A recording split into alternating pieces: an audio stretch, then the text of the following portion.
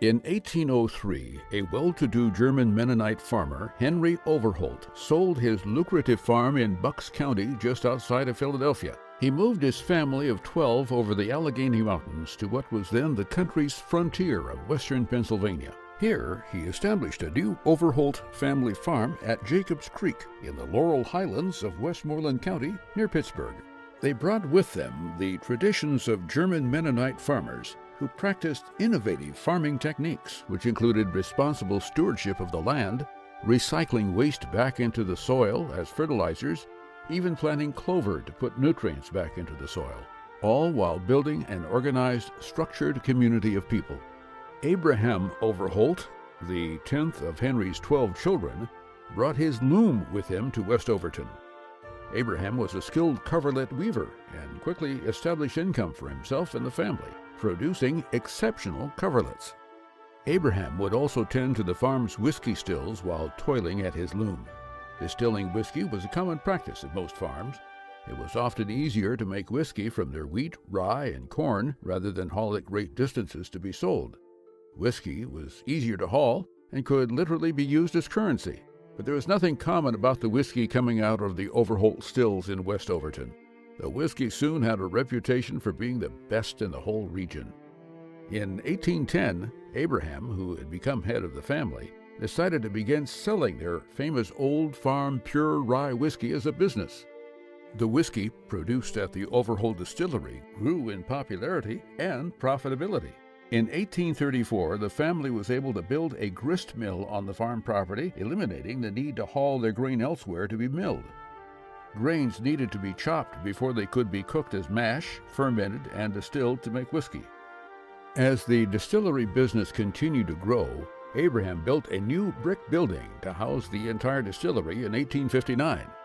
The new plant, which contained space for all stages of the whiskey-making process, was 100 feet long and 6 stories high. It housed the grist mill and the distillery all in one building. The mash that was left over after the fermenting process was used to feed hogs that were housed next to the distillery building. Nothing was wasted on a German Mennonite farm. Abraham was also credited with using the coal he discovered on the West Overton property while digging for another project. Eventually, the grist mill in the new distillery building was powered by a steam engine using this same coal as the heat source. As the businesses at West Overton Village grew, brick buildings were erected to house the families of the workers in the village. Those original buildings, as well as the Overholt family buildings, still exist today. The West Overton community became stratified, with the Overholts emerging as a managerial class and their employees divided into skilled workers and laborers. The buildings of West Overton were built and owned by the Overholts and rented to the workers. These buildings included businesses like a general store and a cooperage. The majority of the barrels made in the cooperage were used in the whiskey distillery. Eventually, the distillery business built a sister distillery in Broadford, 2 miles away, in 1867. In 1846, Abraham Overholt hired a man named John W. Frick to work in his grist mill. While working at the mill, John Frick met Abraham's daughter Elizabeth.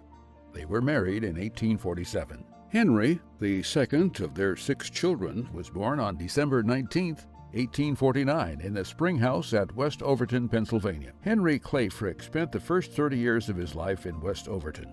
Henry's grandfather, Abraham Overholt, taught him the importance of a strong work ethic and good business practices, including shrewd bargaining and risk-taking. One of young Henry's first jobs was clerking at his uncle Christian S. Overholt's store in West Overton. Later, he also worked as a clerk at his uncle Martin Overholt's store in Mount Pleasant. Frick worked as a bookkeeper in his family's Broadford distillery office while he pondered the possibilities of coke production, distilling coal into coke. He partnered with his cousins Abraham Overholt Tinsman, J.S.R. Overholt, and Joseph Rist to form Frick & Company, establishing coke ovens throughout the local countryside. Henry Clay Frick's fortune was begun using the skills and values he learned while growing up in West Overton Village. Henry Clay Frick, or Clay as he preferred to be called, would go on to become one of the richest, most powerful men in the country. He became a millionaire by the age of 30. He would partner with Andrew Carnegie, together running the Carnegie Steel Company in Pittsburgh.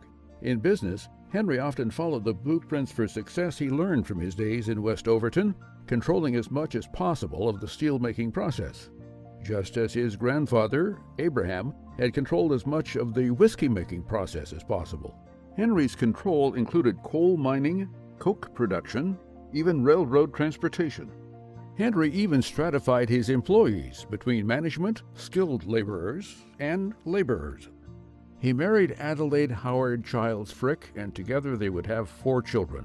Unfortunately, Henry and Adelaide would suffer the tragic death of their daughter Martha and their infant son Henry Clay Frick Jr. the following year. Helen, Frick's only surviving daughter, would become her father's constant companion. She would remain fiercely loyal to and protective of her father, which would last well after Henry died in 1919. It was Helen who, in 1922, began to purchase the buildings in West Overton where her father was born. In 1928, Helen Frick founded the Westmoreland Fayette Historical Society to operate and maintain the site, which became known as the West Overton Museums. Helen renovated the Overholt mansion to include a non-functioning reproduction of a great Baroque fireplace, like the one she'd seen displayed at the Philadelphia Museum of Art. Helen commissioned murals of the 18th century military history of the county to be painted in New York City, then installed in the parlor of the Overholt mansion. She also renamed Overholt Street to Frick Avenue. In 1985, West Overton Village was named to the National Register of Historic Places as an example of a 19th century rural industrial village. Today, West Overton Village, a stop on the Coal and Coke Bike Trail and the American Whiskey Trail, gives visitors a rare chance to see the original brick buildings of the village. Walk the halls of the Overholt Mansion. Experience history in an intimate, personal way not often available in most museum settings. See the stone spring house that was the humble birthplace of Henry Clay Frick, who would become one of the most powerful men in America. Walk the Distillery Museum. See how Old Farm pure rye whiskey was produced in 1810. West Overton Village, brimming with 100-proof history. It is the location of the Overholt family farm. Coal was discovered and mined here. The coal and coke industry was born and flourished in this part of Westmoreland County. West Overton Village. History distilled.